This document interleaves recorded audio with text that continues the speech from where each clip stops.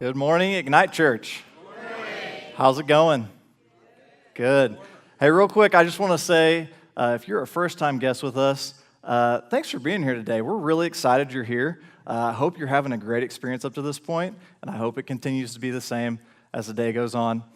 We are in week number 4, in our final week of The Walking Dead. It's been a great series up to this point. Christmas is right around the corner, and we're getting excited for that.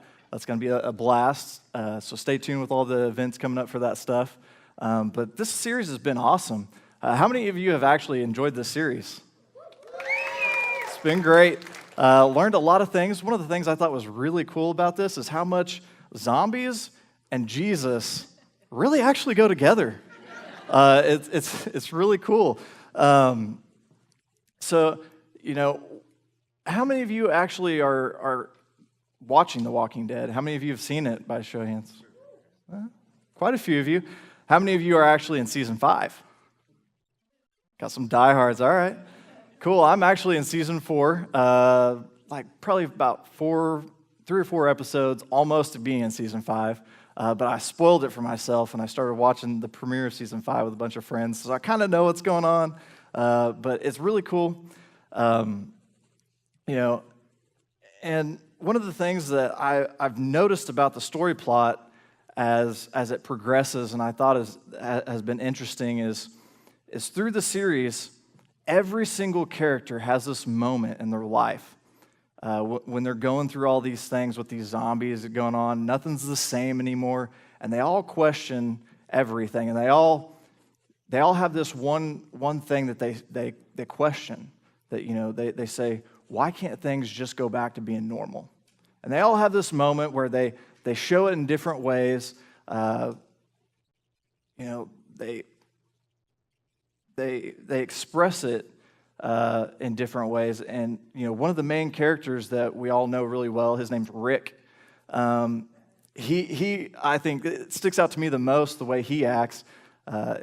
He has this moment where, I'm sorry if you've not watched the series, but I'm going to spoiler alert ahead. His wife dies. And I know, it sucks. It's crappy. And it's nothing that he expected.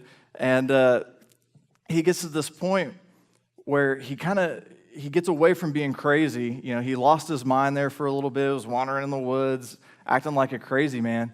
And then he gets to this point where he decides he's just going to pretend it all doesn't exist.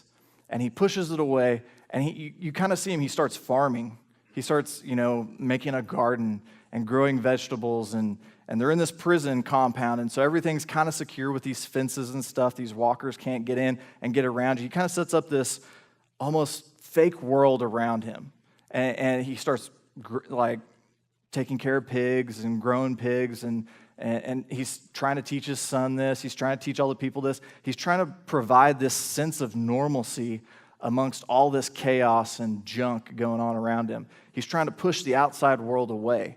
And I think that's interesting because it kind of applies to our own lives. I think a lot of times we all deal with circumstances in our lives. At some point, you've all dealt with something where you just kind of ask that same question. And you say, why can't things just go back to being normal? Why can't they go back to being the way they used to be? And you kind of start to begin to, if you don't lose your mind and go crazy, you begin to put these fake walls up and pretend like nothing around you exists, that the zombies really aren't there, and that this life really isn't that bad. And, following Jesus is a hard thing. We established in week 1, the big spoiler there with everything is we learned that we're all sinners, that sin is the problem, that we're all contaminated, we all have problems, and we learned that the only answer to that, the only antivirus for that is Jesus. And so we have to figure out how to navigate this new kind of normal, because it's not going to go away. You saw in that series, eventually the fences that came down, and they got overrun with these walkers, and it didn't go away. It just was kind of at bay. And then Rick had to deal with that problem. And we all have to deal with our problems eventually at some point. We can push it away only for so long, and then at some point, we have to deal with that junk. And we have to learn to accept it. We have to to figure out how to navigate through this new kind of normal. It's something we have to get used to. And, looking at Jesus' life, one of the things that we kind of begin to see is through his disciples is, in Matthew 9:9, Jesus, it says he walks up along, as he's walking along, it says he saw a man named Matthew sitting at his tax collector's booth. Tax collectors, you got to know, were not guys that were really welcome people anywhere. Everybody really hated them. And it says that Jesus walked up to him and he said, "Follow me and be my disciple." And then it says Matthew got up and then followed him. I got to think, it makes it really quick and really to the point. But right there, you got to think about that. You got to think, I bet he got up. I bet he went with him thinking, this is going to be awesome. This, people, if I follow this guy right now, he's really popular. I bet if I get up and follow him, people won't hate me so much anymore. I won't have to deal with all the crap in my life. And he moves away from that. But then after a while, I think, I ask myself, what is he thinking as life goes on? Jesus sometimes isn't always the most popular person in town. And they actually end up running him out of town. He barely gets away with his life.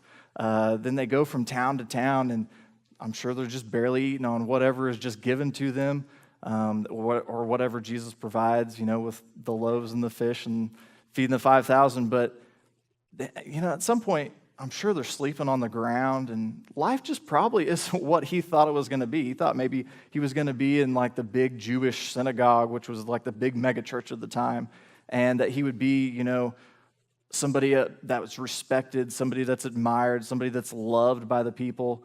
And that just wasn't the case, I'm sure, at times. And so I think he had a really hard time, and he probably questioned himself and said, man, I just kind of wish things would go back to being normal. I bet he wished that at times he could go back to just being a tax collector, because it might have been easier at moments. But there's this, I think there's this moment where, following Jesus, there are those rewarding moments. There are those moments that will build up your faith and move you forward, and you begin to see that you can actually be a part of the solution. I think Matthew stayed because he realized he could eventually be a part of that solution. And so kind of what I want to talk to you today is, how to navigate this new kind of normal. I think eventually Matthew had to realize, I gotta navigate this new kind of normal. And there's some things about Jesus' life that we can see, if you're taking notes, that we can navigate with. The things that we can look for to make this new kind of normal make sense. If you're taking notes, you can write this down. As a follower of Jesus, we need to find a need and meet it. We need to find a need and meet it. Luke 10:33 through 35, it says, Jesus is telling a parable, and he does this a lot. He tells parables, he tells stories, and through this, he's explaining the parable of the Good Samaritan. And the Samaritan was a hated guy. It was Jewish people and Samaritan people, and they didn't get along. They didn't like each other. And it tells the story of this Jewish man who goes, and he's on this mission to go for business or something, on a business trip, basically. And he gets beat up by some thugs on this side of the road, and they leave him beaten, bruised, and almost dead on the side of the road, take everything he has and leave him there. And it says that there's 3 people that approach him. And the first one's a priest, who's basically like an everyday normal pastor in today's society. They just passed him. He had more important things to do. He just kind of overlooked it. He probably had to get ready for that next sermon, or he had to get ready to go do some counseling with some people. So he didn't have time to mess with that. And so he just kept moving because this guy, he's pretty bad. He's probably not going to make it. And so you see him passing by. Then next is a Levite. And the Levite, he's kind of like a church leader. He's not normally a pastor, but he's a church leader. And you see him passing by, and the same thing happens. He's too busy. He just passes him. And then you see this Samaritan man who who he's probably busy. He has a job. He has places to be. But he sees this man beaten up and bruised. And it picks up here in verse 33. It says, "Then a despised Samaritan came along, and when he saw the man, he felt compassion for him. Going over to him, the Samaritan soothed his wounds with olive oil and wine and bandaged them. Then he put the man on his own donkey and took him to an inn, where he took care of him. The next day he handed the innkeeper 2 silver coins, telling him, 'Take care of this man. If his bill runs higher than this, I'll pay you the next time I'm in here.'"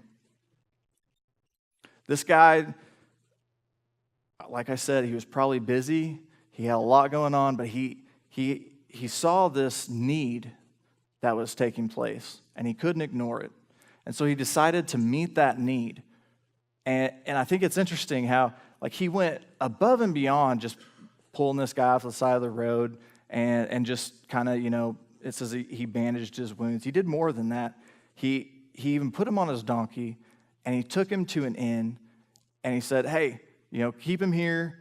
If the bill runs higher, room service, whatever you got to do, if he's here longer than what we expect, I'm going to cover it all. I'm going to put myself out there. I'm going to, take my own money, and I'm going to pay for that." A lot of people at times, they see a need, but they won't meet the need. They'll say, "Oh, I think this other person can meet this need, and so I'm going to go call this other person, or I'm going to call the church." A lot of people call the church. They see a need, and they say, "Hey, this one person has this problem, and I think they need you to call them and see if you can help with that. See if you can help pay that electric bill, or see if you can help, with this moving them, from house to house." And you don't necessarily do it yourself. You need to see the need, and you need to meet the need. You need to be like this Samaritan guy. There's a lot of practical ways if you're just sitting here saying to yourself, "Well, I don't see anything around me." Well, let me point out a few things real quick that's going on here at the church, or a few things that other people here at the church are doing outside their normal world, and maybe you can apply this to your own. One is we have Christmas of Hope coming up. It's getting right around the holiday season.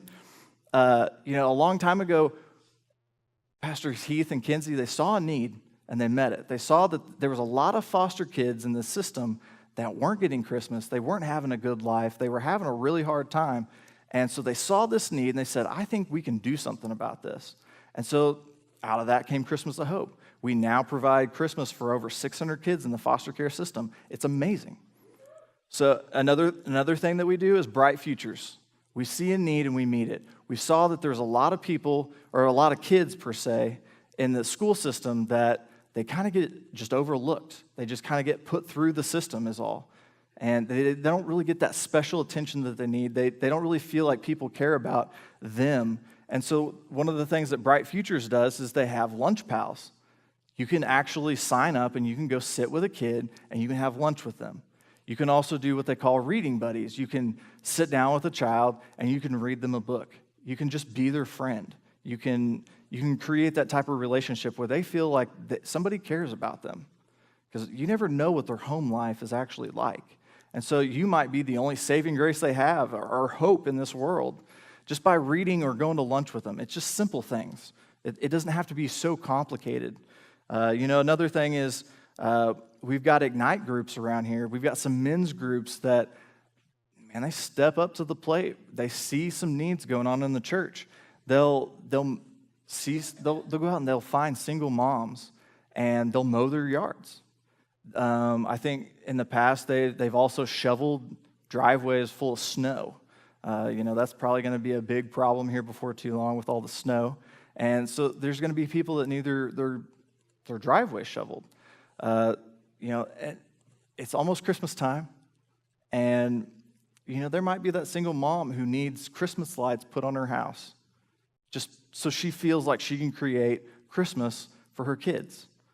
It's simple things. You see the need, you meet the need. It's a new way to navigate this new kind of normal. If you're taking notes, number 2 is find a hurt and heal it. Find a hurt and heal it. Matthew 9:35 says, "Then Jesus made a circuit of all the towns and villages. He taught in their meeting places, reported kingdom news, and healed their diseased bodies." It says, He healed their bruised and hurt lives. In order to be a part of the solution, we have to be able to think and act like Jesus. There's a lot of people out here, you might even be some of them, that you're going through some junk. And in your lives, they may be bruised or they may be hurt. And we've got to find that hurt. We've got to open up our eyes to what's going on around us and navigate this and figure out how we can help these people. Jesus went from town to town. It says he went on a circuit. He basically went on a preaching tour. And anytime he went to these towns, he saw these people where they were. And he saw what they were going through. And he would meet their need. He would sit down. He would get on their level. And he would say, okay, what's the problem? How can I help and be a part of the solution? And so, in practical ways that we can apply this is, the holidays are some of the hardest times of the year because they amplify all the crap in our lives that we try to push away. We try to create these walls.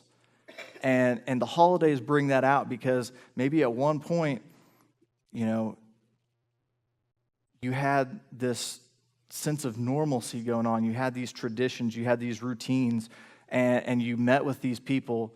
And it could be on any level. You could have the death of a loved one. They're not around for the holiday seasons anymore. That's really hard.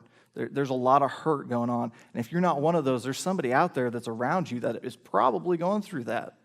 And you need to open up your eyes.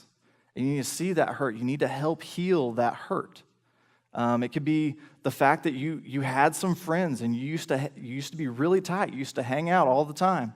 And now they're no longer around to do those fun Secret Santa exchange gifts anymore, those parties. They're not around to do that. You have all these traditions and things going on. It might be that a family is torn apart by divorce or abuse. And that makes it really difficult too. Maybe the holidays have just a bad stigma with you all the way around and that there's nothing positive. And you have this hard time of just saying, man, I wish things would get back to being normal. I wish things would go back to where I could put up these walls. Or for the holiday seasons, you wish those people were still around. You wish things in life were still happening the way they used to be. It could be things at work where things change and you either get a new boss or a new owner or, you get new coworkers that it's not the same anymore. There's not that camaraderie anymore, and it makes it really difficult. There's a lot of hurt going on, and you need to see how you can help heal that. The most simple way of doing that is by caring, loving, listening, and praying with people. Sometimes it's just being there. Your very presence is what helps. Sometimes you don't have to go out and do all these extravagant things. You don't have to go out there and shove tons of sidewalks of snow. I mean, that does help, and I say do that. But sometimes it's just sitting there and being with somebody that makes them feel loved, that makes them feel cared about, that makes them feel like there's still this sense of hope. And that's what they need to feel. There's this sense of hope. That's what Jesus did when he went to all these towns, is he gave a sense of hope to the people around him. And he helped heal those hurts. John 13:35, it says, "Your love for one another will prove to the world that you are my disciples." So just simply loving people in practical ways, whether that's helping them with stuff at their house or whatever's going on in their life, or it's just sitting and praying with them. So love them. And thirdly, if you're taking notes, do a bunch of other things that Jesus asks you to do because there aren't enough points on this page. This is not one of these messages where, or this isn't even one of these topics where it's the 7 steps to a better you type thing. You can't write down all the points to life and expect everything to go the way that you expect it to. It's not a get rich quick thing. It's not anything like that. What it is, it's an I'll follow you and go and learn along the way kind of thing. I'll follow Jesus and I'll learn along the way. It's one of those things that's really, you just have to listen to Jesus. I can't give you enough points to make this all come together. Sometimes you just have to listen to Jesus and just do what he says to do. There's not enough analogies I can give you that will make things better. Jesus is the only one that's perfect, and he's the only one that can make things better. And so I just encourage you, if you do know Jesus and you follow him, listen to him. Spend time with him. Pray with him. Read the Bible. He'll speak to you through all kinds of different ways. Look at the people that are around you and see what he's trying to tell you, because you're there where you're at for a specific purpose. And you're there to do a specific thing. And sometimes you just have to listen and see what he's saying to do. Because sometimes you get caught up with the, oh, woe is me, and oh, this stinks, and I just wish things would go back to being the way they were. No, you need to stop. You need to listen. You need to realize that everything that has happened for a reason. And you have to figure that out. And that there's a need out there that you don't realize yet that you have to meet. And if you don't meet that, then that person is just going to still have problems. You might be going through a certain situation, a certain circumstance, just so you can relate with one person. And you have to understand that and be okay with that. Because God's ways are higher than our ways. His plans are perfect. And we have to realize that he's using us to tell his story, not our own. So I encourage you this holiday season, find a need and meet it. And then find a hurt and heal it. And then just do what Jesus tells you to do. And it doesn't have to be just for the holiday season, but the holidays will amplify a lot of things in life. And so, I encourage you, just listen to Jesus and do what he's telling you to do. Let me pray for you.